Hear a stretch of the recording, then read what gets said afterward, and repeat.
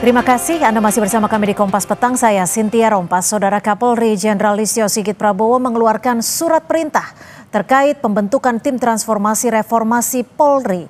Pembentukan tim menindaklanjuti aspirasi masyarakat tentang perbaikan di tubuh Polri. Total ada 52 perwira tinggi dan menengah masuk dalam tim transformasi reformasi Polri.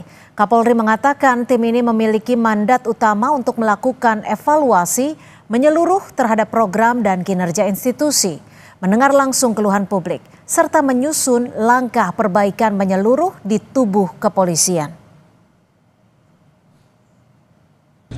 Dengan adanya harapan dibentuknya Komisi Reformasi Kepolisian, tentunya Polri juga mempersiapkan tim internal di dalam untuk kemudian melakukan evaluasi terhadap seluruh program yang sudah kita laksanakan, sehingga kemudian pada saatnya nanti masukan-masukan perbaikan yang diberikan pada kita segera bisa kita tindaklanjuti. Tentunya kami juga tetap mendengarkan semua masukan, apakah itu dari tim komite atau komisi, apakah itu dari masyarakat.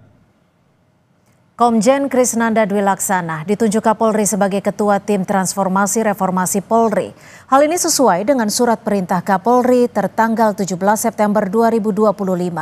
Jabatan terakhir Krisnanda adalah sebagai Kepala Pendidikan dan Pelatihan Polri sejak 11 November 2024. Sebelumnya, ia pernah menjadi Kepala Sekretaris Pimpinan Lemdiklat Polri dari 23 Desember 2022 hingga 11 November 2024. Lulusan Akpol pada 1989 ini juga pernah menjabat Direktur Keamanan dan Keselamatan Korlantas Polri.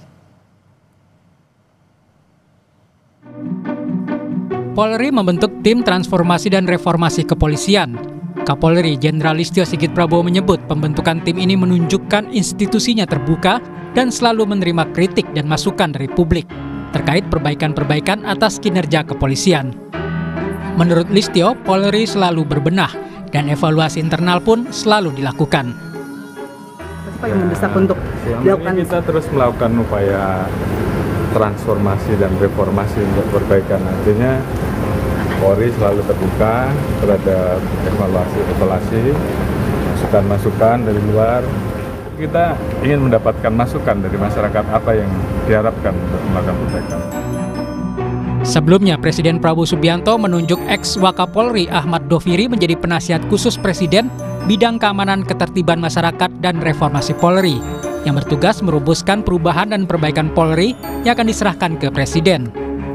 Pihak Istana Kepresidenan juga mengundang sejumlah tokoh untuk bergabung dalam Komite Reformasi Polri.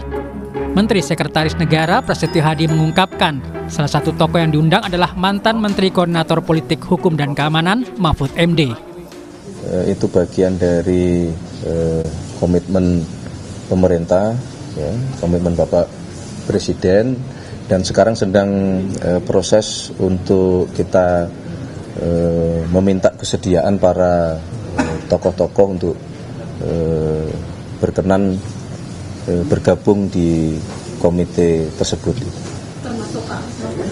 Termasuk salah satunya.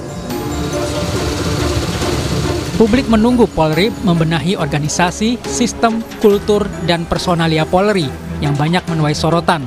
Salah satunya soal penanganan unjuk rasa yang terjadi pada akhir Agustus lalu. Tim Liputan Kompas TV. Kapolri Jenderal Listio Sigit Prabowo membentuk tim transformasi reformasi Polri.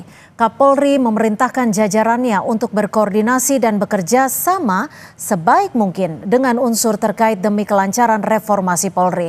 Apa yang harus dievaluasi dan direformasi di tubuh Polri? Kami membahasnya bersama mantan Kabar Reskrim sekaligus penasihat Kapolri Ito Sumardi dan juga Direktur Eksekutif Amnesty International Indonesia Usman Hamid. Selamat petang Mas Usman. Pak Ito, terima kasih sudah berkesempatan di Kompas Petang. Mbak Cita, selamat petang Mas Usman. Selamat petang Pak Ito. Ya, saya ke Mas Usman terlebih dahulu. Ini Kapolri membentuk tim transformasi reformasi Polri. Apa catatan Anda dari tim ini ketika isi dari anggota timnya terdiri dari 47 perwira tinggi dan juga 5 perwira menengah. Ya, catatan kami yang paling sentral adalah tidak adanya pelibatan unsur masyarakat. Padahal pelibatan unsur masyarakat ini sangat penting untuk memastikan bahwa agenda transformasi dari reformasi Polri itu bisa berjalan secara baik. Baik itu di tingkat struktural maupun di tingkat kultural, termasuk di dalam penanggulangan unjuk rasa. Cara lebih spesifik lagi, bagaimana sih sebenarnya prosedur-prosedur penanganan unjuk rasa itu, penangkapan, penahanan, penggunaan water cannon, gas air mata, sampai dengan tindakan-tindakan pemolisian lainnya seperti penggunaan peluru, baik peluru karet maupun peluru tajam. Tapi itu baru satu aspek di antara sekian banyak aspek yang saya kira penting untuk dijadikan bahan evaluasi untuk agenda transformasi dan reformasi Polri. Nah, karena itu diperlukan pelibatan unsur masyarakat. Kalau hanya kepolisian sendiri akan sangat sulit untuk memastikan agenda reformasi itu bisa berjalan dengan baik. Oke, Pak Ito, kalau menurut Anda sendiri bagaimana? Apakah sudah cukup jika diisi oleh anggota Polri sendiri? Dan bagaimana Anda menilai ataupun melihat dari sosok Pak Krisnanda ini? Ya, pertama saya menjawab Pak Usman sekaligus memberi informasi bahwa tim transformasi reformasi Polri ini saat ini didampingi oleh 32 penasehat ahli Kapolri, di mana anggota Polri-nya hanya 3, Mas Usman, saya, Pak Bekto, dan Pak Rianto. Yang lainnya ada Pak Hendardi, ada Pak Nurholis dari HAM, ada Pak Kiki, ada profesor-profesor, ada juga Ibu Pungki, mantan ini, ada juga Ibu Tika ya, dari masyarakat sipil pun juga lengkap. Jadi kita sudah maraton mengadakan pertemuan yang ke-7 dipimpin Bapak Wakapolri, di mana hasil daripada penasihat ahli Kapolri ini dikirimkan ke posko presisi dan juga kepada tim reformasi, di mana saya langsung menyampaikan kepada Pak Krisnanda usulan dari para penasihat ahli Kapolri yang betul-betul mereka dari kelompok masyarakat yang memiliki satu pengetahuan yang beraneka ragam ya, terkait masalah struktur, masalah kultur, dan lain sebagainya. Nah, kemudian yang kedua, memang kalau reformasi untuk Polri ini tentunya menurut saya satu hal yang memang satu keharusan. Karena objek daripada Polri ini kan masyarakat, Mbak. Masyarakat itu dinamis, sehingga tentu akan banyak sekali perubahan-perubahan yang harus disesuaikan. Ternyata dari hasil penelitian kami, pengkajian kami, yang dari reformasi birokrasi Polri yang dibuat pada tahun 89, itu sebetulnya normanya sudah bagus. Tetapi pada saat implementasinya ini yang kemudian memang memerlukan satu pengingatan kembali ya, bahwa SOP yang sudah dibuat itu sebetulnya baik. Tapi pertanyaannya kenapa sampai terjadi di luar daripada yang ditentukan. Nah, ini saat ini yang menjadi kajian daripada tim reformasi. Perubahan di sektor mana yang paling krusial harus dirubah saat ini, Pak Ito, berdasarkan catatan dari tim ini? Yang pertama adalah yang paling krusial adalah kultural. Memang kultural ini kan kita lihat bahwa daripada sikap perilaku daripada anggota ini baik dalam kesehariannya maupun dalam kedinasannya, ini yang saat ini menjadi fokus daripada tim. Demikian, Mbak. Oke, Anda setuju Mas Usman jika kultural atau culture dari Polri sendiri wajib dirubah di Polri sendiri? Dan bagaimana Anda menilai sosok Pak Krisnanda ini? Ya, saya kenal Pak Krisnanda cukup lama. Ia adalah salah satu perwira tinggi Polri yang dikenal sebagai perwira tinggi pemikir. Tetapi problemnya di sini bukan sekedar bagaimana kita bisa mengandalkan perubahan lewat sosok yang memiliki kemampuan berpikir, tetapi bagaimana mendorong perubahan secara struktural. Tadi Pak Ito menyebutkan sudah ada misalnya nama-nama yang tadi disebutkan yang merupakan unsur masyarakat sipil. Dalam pandangan saya, mereka bukan lagi bagian dari masyarakat sipil, karena mereka melekat di dalam struktur kepolisian, lebih tepatnya sebagai penasehat Kapolri. Dan mereka sudah selama ini ada di dalam lingkungan kepolisian. Kalau mereka memiliki peran yang sangat kritis terhadap kepolisian atau terhadap penyimpangan-penyimpangan yang terjadi selama ini, barangkali saya masih bisa mengerti. Tapi selama ini kan daya kritisnya rendah sekali, bahkan nyaris tidak ada gitu. Jadi untuk apa berada di dalam kalau tidak misalnya mendorong perubahan yang besar gitu. Atau yang kedua, kalaupun misalnya Kapolri ingin melibatkan unsur masyarakat, mengapa tidak dari luar sekalian? Kenapa harus diambil dari dalam kembali? Jadi mereka memiliki konflik kepentingan karena mereka berada di dalam status penasehat Kapolri dan tentu saja menerima remunerasi, menerima status hubungan formal dengan kepolisian, sehingga saya khawatir kehilangan daya kritisnya gitu. Jadi kita butuh orang yang benar-benar punya bebas dari kepentingan. Butuh orang-orang yang mau bersuara kritis dan jujur bicara tentang masalah-masalah struktural maupun masalah-masalah kultural di kepolisian. Nah, soal kultural itu saya kira memang masih ada, tetapi problem kultural di dalam kepolisian itu kan sebenarnya juga sangat dipengaruhi oleh problem struktural. Misalnya begini, apakah pihak kepolisian dalam melakukan kekerasan terhadap demonstran murni karena otonomi personal mereka atau otonomi kelembagaan mereka, rasanya sulit dipisahkan dari kebijakan struktural, kebijakan pemerintah. Jadi kalau pemerintah, misalnya Presiden memerintahkan Kapolri untuk mengamankan sebuah kebijakan yang di mata masyarakat tidak adil, akibatnya polisi berbenturan dengan masyarakat, bukan karena kultur kekerasan yang ada di dalam kepolisian, tapi lebih karena problem struktur kebijakannya yang tidak adil gitu. Kami tangkap. Akar masalahnya. Pak Ito, kami mungkin seperti yang disebutkan Mas Usman tadi, Pak Krisnanda adalah sosok yang berintegritas, berjiwa pemikir. Tapi di sisi lain, ketika kita melakukan reformasi, sejatinya adalah tidak hanya berkaca, tapi juga menerima masukan dari pihak luar yang mana diperlukan. Mengapa sampai saat ini belum ada pihak dari luar yang mungkin bukan purnawirawan, tapi juga yang mengkritisi kebutuhan publik ikut dalam tim ini? Baik, saya jelaskan, Pak. Dari penasehat ahli Kapolri ini baru dibentuk pada tanggal 5 September. Yang tadinya hanya sekitar 10 orang, sekarang 32. Jadi yang lain-lainnya itu belum masuk dalam struktur tadinya. Ini adalah dalam upaya Pak Kapolri mendapatkan masukan sebanyak-banyaknya dari masyarakat koalisi sipil ya, masyarakat di luar. Beberapa itu sudah dari luar. Kemudian yang kedua, satu hal yang direncanakan oleh Pak Krisnanda termasuk mengundang Mas Usman. Mungkin dalam waktu dekat akan mengundang tokoh-tokoh masyarakat untuk bisa diajak berembuk untuk memberi masukan bagaimana. Masuk tidak dalam tim reformasi itu? Oh tidak ya, itu masuknya bukan tidak masuk dalam tim reformasi, tetapi dalam programnya nanti akan diundang untuk memberikan masukan-masukan bagi tim reformasi. Itu yang saya dengar plannya daripada Pak Krisnanda pada saat rapat terakhir beberapa hari yang lalu. Dan saya sangat mengapresiasi, sekarang sedang dipilih siapa-siapa saja orang yang misalnya diundang, termasuk Mas Usman nanti akan diundang untuk bisa membuat satu protap yang baru yang berdasarkan kepada norma HAM. Cuman ada satu hal Mbak yang mungkin saat ini ingin saya sampaikan, bahwa yang dihadapi Polri sekarang adalah masyarakat yang tentunya kita lihat sifatnya berbeda dengan masyarakat yang dulu ya, karena ada unjuk rasa yang sifatnya damai, ada yang memang aksi-aksi kelompok masyarakat yang memang sudah terbiasa menggunakan anarkisme. Jadi pada saat Polri itu harus menghadapi mereka, tentunya kita harus lihat dari dua sisi. Siapa masyarakat itu? Apakah memang mereka itu melakukan satu kegiatan yang untungnya mendompleng dari kegiatan masyarakat atau kelompok masyarakat yang melakukan unrasi yang damai. Ya, ini tentunya menjadi satu kesulitan bagi kepolisian. Dan disinilah kita perlu mengundang seperti tokoh-tokoh HAM agar nanti SOP-nya bisa sesuai dengan norma-norma HAM yang berlaku. Artinya kami mencoba mengkonfirmasi untuk teman-teman dari masyarakat sipil tidak memungkinkan untuk masuk ke tim reformasi ini, tapi hanya diundang saja untuk memberikan masukan. Ya, memberi masukan ya. Kalau masuk tim reformasi tentunya terlalu banyak ya, Mbak ya. Mas Usman, bagaimana dengan sosok dari Wakapolri yang memang diperuntukkan di sini untuk melakukan pengawasan dan juga pemantauan terhadap tim reformasi ini?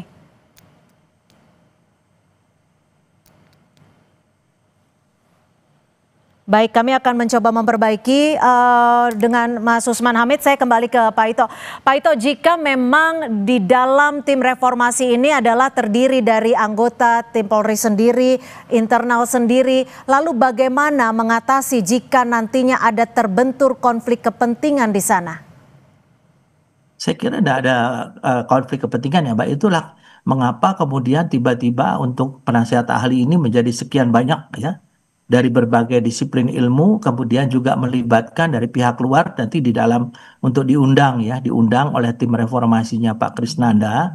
Dan juga saat ini saya melihat daripada keseriusan Polri yang dikomandani oleh Bapak Wakapolri, Pak Dedi ya, saya kira beliau tuh sangat sangat concern untuk bagaimana memperbaiki Polri.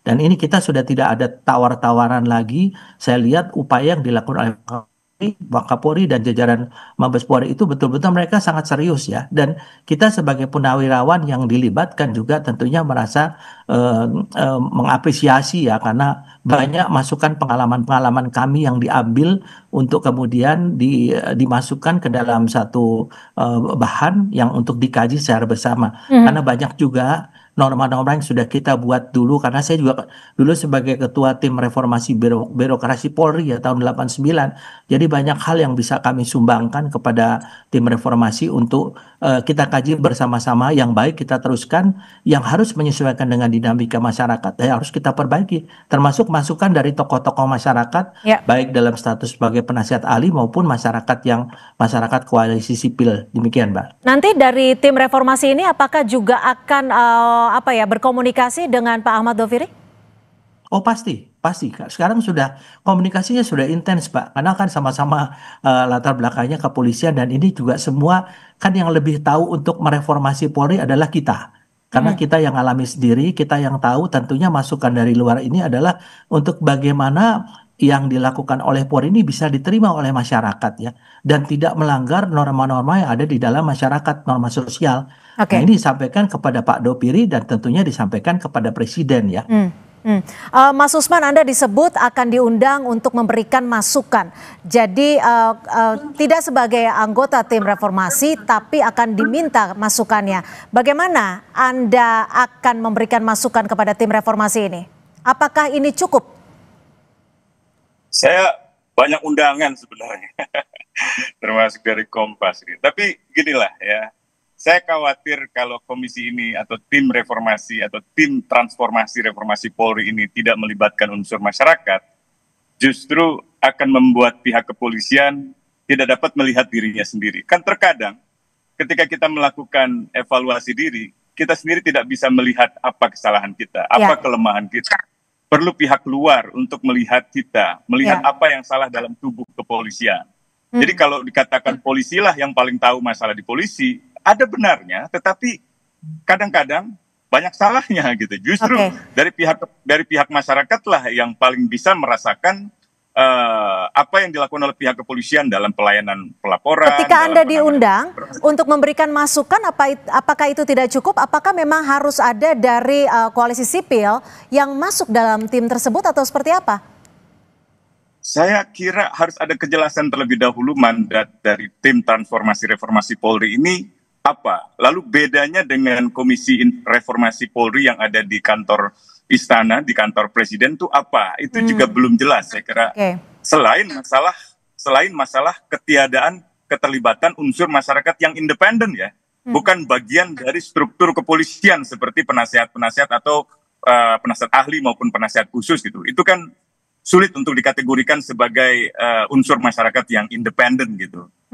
Gimana Pak Ito, Anda menjelaskan ini? Apa yang membedakan nantinya? Sebetulnya Mas Usman udah menjawab tadi ya, bahwa saat ini pemerintah juga membentuk namanya Komite Reformasi ya, yang langsung di bawah Menteri Kumham kalau nggak salah, atau Menseknek ya. Itu semua orang-orang di luar Polri, dan mereka tidak tergabung dalam tim reformasi, dan sehingga nanti ini akan ditemukan ya pendapat mereka dari segi, kan ini permintaan dari Gerakan Nurani Bangsa. Jadi saya kira ada Pak Mahfud MD juga ya, kemudian ada beberapa tokoh yang tentu mereka akan melihat polisi dari luar ya. Dan kalau tim reformasi Polri ini tentunya yang di dalam kan kita melihat dari internal ya. Sehingga nanti ini akan menjadi disatukan menjadi satu kesimpulan yang akan disampaikan kepada Bapak Presiden, konsep transformasi reformasi Polri itu kayak apa gitu. Karena kita juga nggak kenal tuh yang di komite-komite kecuali Pak Mahfud MD. Kami coba konfirmasi, artinya saat ini akan ada 2 tim reformasi Polri, satu bentukan Polri, satu lagi yang lain gitu ya Pak Ito? Ya betul. Tadi kan Pak Menseknek sudah menyampaikan kan siapa-siapa yang ada di sana. Nanti mana yang akan dipakai? Tahu ya. Ya nanti pasti dua-duanya itu kan perintah presiden. Dan kita sebaliknya di Polri juga kita melakukan untuk upaya bahwa kita melihat ke dalam ya, inward looking ya. Jadi kalau nanti misalnya dari luar di sana akan ada masukan, tentunya pasti akan disatukan dengan apa yang sudah dilakukan oleh Pak Krisnanda menjadi satu kesimpulan ya, kesimpulan yang sifatnya komprehensif yang disampaikan kepada Bapak Presiden melalui Pak Doviri tentunya. Ya, Pak Ito, ini juga masih menjadi pertanyaan saya ketika tidak ada masyarakat sipil yang masuk dalam tim reformasi Polri ini. Lalu bagaimana memastikan bahwa masukan dari masyarakat sipil ini bisa menjadi keputusan kalau mereka tidak ada di dalamnya, hanya memberikan masukan saja? Saya tadi sudah sampaikan salah satu contohnya Pak Hendardi. Beliau itu sangat getol ya memberikan masukan-masukan yang mungkin bagi Polri ya harus bisa diterima ya karena beliau melihat dari luar. Jadi kemudian Prof Kiki dan lain sebagainya. Percayalah bahwa mereka semua punya integritas ya. Mereka pun juga orang-orang yang istilahnya tidak mungkin akan mengatakan bahwa Polri itu benar kalau memang kita salah atau salah kalau kita benar, demikian. Baik, singkat saja Mas Usman, apakah Anda optimistis terkait dengan tim reformasi Polri ini? Gantung apa yang dilakukan oleh tim transformasi reformasi Polri dan juga Komisi Reformasi di Istana Negara. Kalau tidak ada kejelasan konsep dan tujuan transformasi dan reformasi, termasuk perubahan-perubahan dalam waktu dekat seperti pembebasan para tahanan, penghukuman anggota yang misalnya memperlakukan demonstran secara eksesif, secara berlebihan dengan penyiksaan, atau pertanggungjawaban untuk penghukuman mereka yang meninggal dunia di dalam demonstrasi kemarin, tanpa pertanggungjawaban itu semua saya akan terus bersikap skeptis. Oke, tapi Anda bersedia kalau diundang? Singkat saja. Kita lihat nanti ya. Oke, baik. Terima kasih Mas Usman Hamid, Direktur Eksekutif Amnesty International, dan juga Komjen Purnawirawan Ito Sumardi, mantan Kabar Eskrim, sudah berbagi perspektif di Kompas Petang sore hari ini. Selamat sore, salam sehat. Selamat sore, Pak Ito.